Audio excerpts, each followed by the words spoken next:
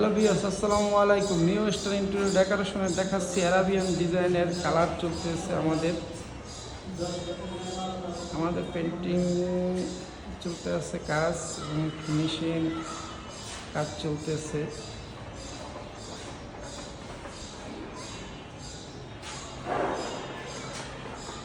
পর্দার পেন্ট এটা।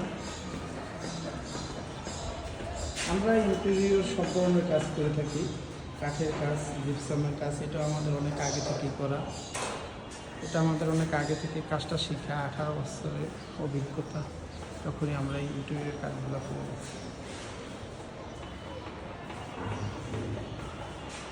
এই জায়গায় গোল্ডেন এবং তামার রঙটা আমরা ইউজ করেছি।